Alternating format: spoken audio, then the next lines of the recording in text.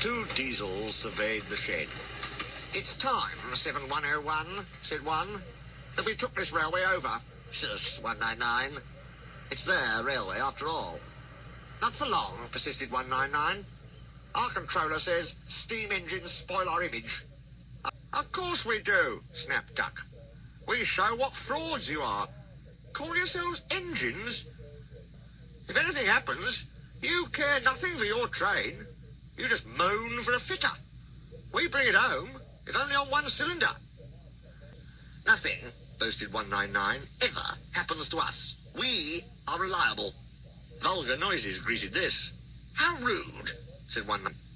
"You asked for it," growled 7101. "Now shut up." Next day, Henry was rolling home tender first.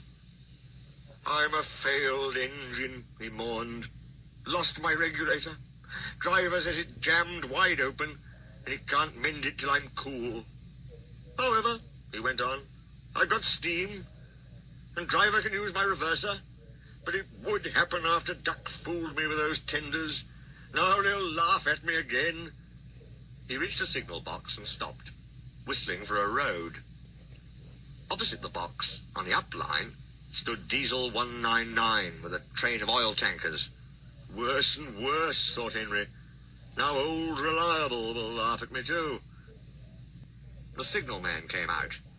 "For pity's sake, take this spam can away. It's failed. The Limited is behind. And all he does is wail for his fitter." Fumed 199.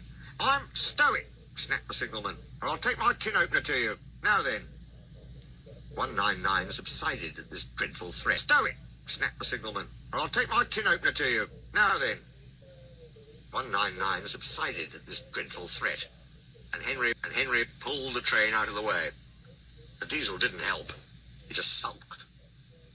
The Limited rushed by with a growl and a roar. Henry gave a chuckle. "Look, spam can," he said. "There's your little pal." The diesel said nothing. He hoped 7101 hadn't noticed. 7101 hadn't noticed. He had troubles of his own. He was cross with his coaches. They seemed to be getting heavier. He roared at them, but it did no good. Engines have a pump called an ejector, which draws air out of the train's brake pipes to keep the brakes off. If it fails, air leaks in and the brakes come on, gently at first, then harder and harder. 7101's ejector had failed. The brakes were already leaking on while he passed Henry. He struggled on for half a mile before being brought to a stand, growling furiously, unable to move a wheel. Well.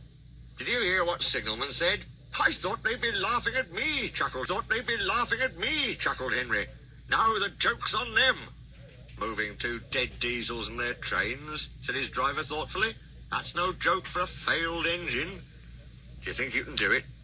"I'll have a good try," said Henry with spirit. "Anyway, 7101's better than old spam can. He did try and shut him up last night." "Come on then," said his driver. "We mustn't keep the passengers waiting." "Get moving, you!" Henry puffed the sulky diesel into motion and started to the rescue. Henry gently buffered up to the express. While the two drivers talked, his fireman joined his front brake pipe to the coaches. "It's better than we thought, Henry," said his driver. "The diesel can pull if we keep the brakes off. So the only weight we'll have is spam can's goods." "Oh," said Henry. "That's a mercy." He was, by now, feeling rather puffed. "Poop, poop, poop, poop. Are you ready?" tooted 7101. "Peep, peep, peep, peep. Yes, I am," whistled Henry. So with 7101 growling in front, and Henry gamely puffing in the middle, the long cavalcade set out for the next big station. Donald and Flying Scotsman were waiting. They cheered as Henry puffed past. He braked the coaches thankfully. Spam can and the tankers trailed far behind. The passengers buzzed out like angry bees, but the fat controller told them about Henry, so they forgot to be cross and thanked Henry instead. They called him an enterprising engine and took his photograph. They were thrilled, too. when Flying Scotsmen backed down on their train. If the guard hadn't tactfully shooed them to their coaches, the train would have started later than ever. Donald took the goods. "Return 199 to the other railway," ordered the Fat Controller. "I will write my views later." Henry and 7101 went away last night, ventured the Diesel.